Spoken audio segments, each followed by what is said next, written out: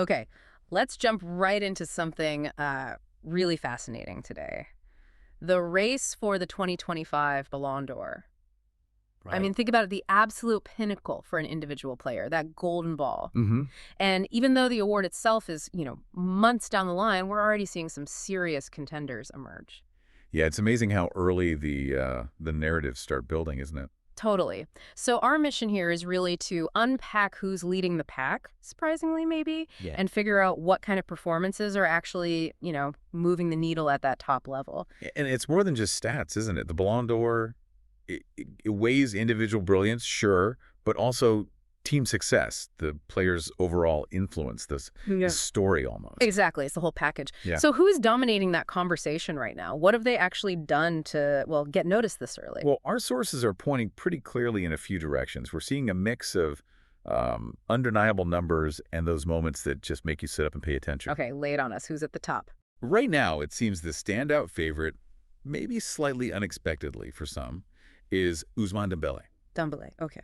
After his season with Paris Saint-Germain.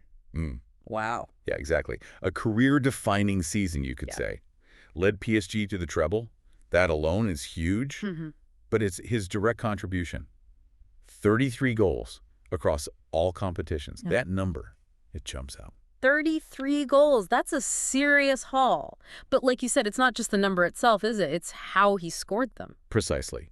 What's really interesting looking deeper is when he scored them, a lot of those weren't just padding stats. They were game winners or the goals that, broke the deadlock in really tight matches, especially in their Champions League campaign. Okay, so clutch performances. Yeah, clutch is the word. It shows this new level of clinical finishing and maybe composure that we haven't always seen from him consistently anyway. Mm. He's gone from being this, brilliant dribbler Yeah, the potential was always there. to someone who's now orchestrating and finishing decisively. Yeah. That combination, that's often what defines Ballon d'Or winners historically, creating and converting at the highest level. Right, right. The timing, the significance, not just stacking up goals and easy wins. Okay, so Dembele's got a strong case. But you said a few directions. It's not just him. No, not at all. And this is where it gets, I think, really intriguing. The name popping up right alongside him is Lamine Yamal. Yamal. Wow. Okay, the Barcelona kid. That is a surprise, considering his age. It really is. I mean, Yeah. we're talking about a teenager. He obviously doesn't have the trophy cabinet Dembélé has. Not yet, anyway. Sure.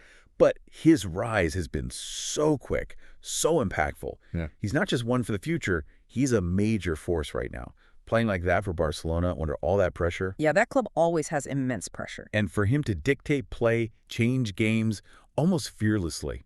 It just screams individual brilliance. It really underlines this generational shift happening. It's almost unheard of for someone that young to be genuinely in this conversation. It really makes you rethink things, doesn't it? Seeing a teenager just step up and perform so consistently at that level, like he just bypassed the usual learning curve, must be pretty intimidating for defenders. Yeah, I think so. Okay, so we've got Dembélé and the young phenom Yamal, but there's another name mentioned, right? Rafinha. That's right. Rafinha is firmly in the mix, too. And what's interesting there is the description used standout performances. It doesn't immediately scream 33 goals or treble winner. So what does that actually mean in his case? That's a great point. Rafinha is maybe a different mold of contender. His impact isn't always captured by those headline stats. Right. So when we talk about standout performances for him, it likely means things like his incredible dribbling, especially in tight spots, his work rate, which is relentless, Okay. and maybe that knack for creating chances for teammates with a key pass or a perfect cross, particularly in big games. It could also be crucial defensive work or those moments of just pure individual skill that change the game's direction. So more like the influential players who maybe don't top the scoring charts but run the show. Like thinking back, Xavi or Iniesta. Exactly. Perfect comparison. They didn't bag 30 goals a season, but their control, their ability to break lines, those decisive moments, it was undeniable. Rafinha seems to be operating in that kind of space, providing consistent high-level influence, turning games with moments of brilliance, even if he's not the one scoring every time. And Ballon d'Or voters do recognize that kind of sustained quality. They look beyond just the goal tally. Okay, that makes sense. So it's different paths to potentially the same prize. We've got Dembele with the numbers and the trophies, Yamal with this incredible, almost unprecedented youthful impact, and Rafinha with that consistent, high-quality, game-changing influence. Quite a mix already, yeah. Shows the different ways you can be considered truly elite. And for everyone following along, trying to keep track, the timeline is becoming clearer too. Nominees are coming up when? August. That's right. The list of nominees drops in August. Yep. And then the actual winner announcement, September Yeah. 22nd. September 22nd. Okay, mark the calendars.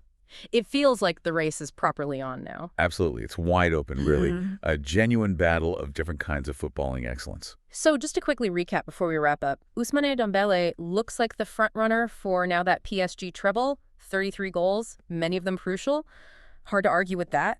Solid case. Then there's the sheer excitement around Lamine Yamal, the Barcelona teenager, just bursting onto the scene with incredible impact. The real game changer. And Rafinha consistently putting in those high-impact, standout performances that keep him right in the thick of it.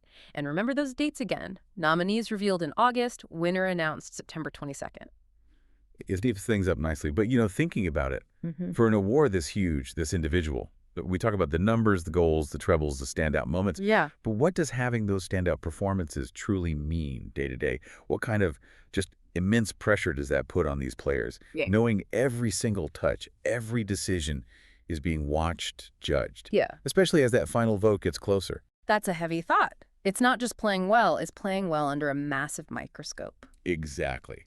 It makes you think about the mental side of it all, doesn't it?